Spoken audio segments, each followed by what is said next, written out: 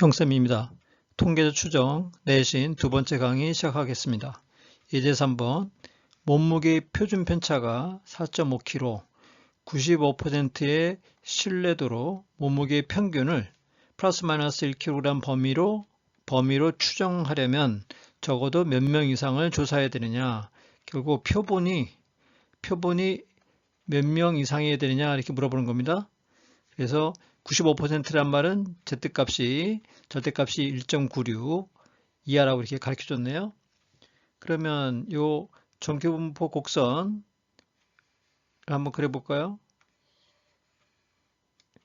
이렇게 되면 여기에 어딘가 평균이 있겠죠? 정규분포 곡선입니다. 정규분포 곡선. 그 다음에 이게 플러스 마이너스 몸무게 평균을 플러스 마이너스 1kg 범위로 추정한다. 여기가 n-1이고 n 플러스 1 있으면 이 범위 내에 0.95% 확률이 들어가야 된다 그 얘기죠. 그게 95%라는 얘기죠. 95% 신뢰도라는 얘기입니다. 그리고 이 반쪽이 0.475 여기도 0.475 이렇게 대칭이죠. 그러면 여기서 생각해야 되는 게 n 플러스 1의 값이 n 플러스 95%일 때 z값이 표준 측도 값입니다. 이게 z값 1.96 표본이니까 루트 n분의 시그마 이렇다는 얘기입니다. 그래서 이거를 갖다가 이제 해석을 하는데 이걸 해석을 해야 되는데 이 1.96 곱하기 루트 n분의 표준 편차가 모집단이 4.5kg라 했죠. 이것이 1 이하가 되죠. 1.96이 95%니까 1이 더 커야지 적어도 95% 이상 포함하는 거죠. 만약에 이것이 반대가 되면은 1.96보다 1이 작으면 95%가 안 들어가게 되는 거죠. 그죠? 그래서 이거는 부등호가 이렇게 1 이하가 되는 겁니다.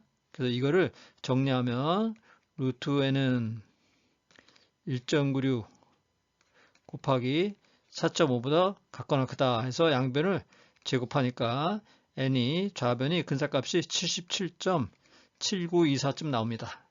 그래서 n은 당연히 자연수에 되니까 78명 이상을 표본을 조사해야 된다 그 얘기입니다. 정답은 78명이 되겠습니다. 두 번째 문제 볼까요? 예제 4번 우리나라 성인을 대상으로 특정 질병에 대한 항체 보유비율을 조사하는 항체 보유 비율이 P 모집단에서 이미 추출한 N명 표본이죠. 표본을 대상으로 조사한 표본의 항체 보유 비율을 P 햇이라고 부릅니다. 모자 P 햇 할 때 저때가 Pn-P가 0.12 요보다 작게 될 확률이 0.95 이상이다 그랬네요. 이거 해석은 이제 잘 해야겠죠. 0.95 이상이 되도록 하는 자연수 n의 최소값을 구하시오 이랬어요. 혹시 모듈에 대한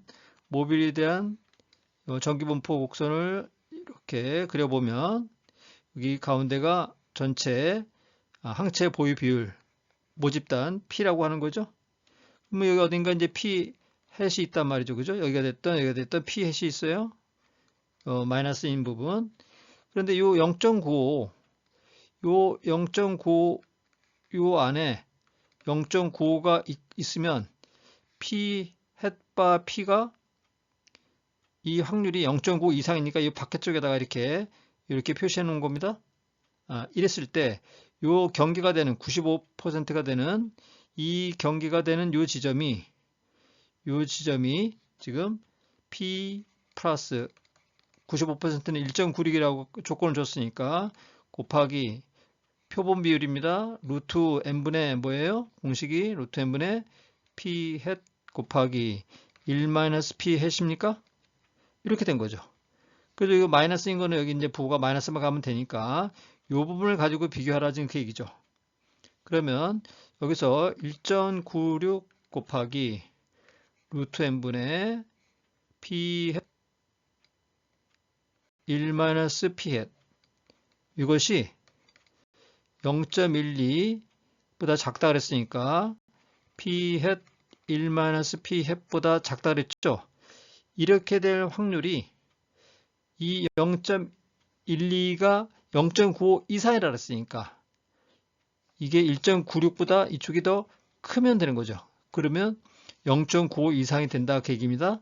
이 0.12가 이렇게 될 확률이 이렇게 물어봤으니까 이 부동호가 그대로 이상이다. 그대로 그냥 간 겁니다. 그죠? 그래서 이걸 풀어보면 루트 n이 부동호 방향 바꿔서 0.12분의 1.96 이상이 되고 이거의 근사값이 나눠보면 16.33이 나옵니다. 이렇게 소수가 많이 나오죠. 그래서 양변을 제곱하니까 n이 약 266.78 이상이에요.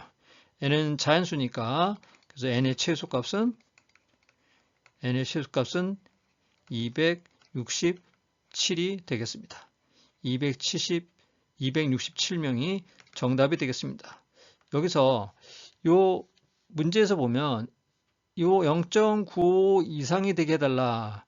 이게 헷갈릴 수가 있는데 이 0.95일 때가 1.96이니까 그냥 이거보다 크다. 이렇게 하면 됩니다. 그러면 이걸 풀면 당연히 n의 부동호의 방향이 최소값을 구할 수 있는 그런 식이 전개될 겁니다. 역시 정규분 포곡선 모 비율에 대한 표본 비율에 대한 정규분 포곡선 그래프 그린 다음에요. 1.96 이거 적용하면 됩니다. 부동호 방향 그대로 가면 됩니다. 그래서 여기도 부동호가 있고 여기도 이상이란 말이 있는 것에 대해서 너무 어렵게 생각하지 말고 그냥 쉽게 생각해서 따라가면 됩니다. 그러면 수고하셨고요. 다음 세 번째 강의에서 만나겠습니다.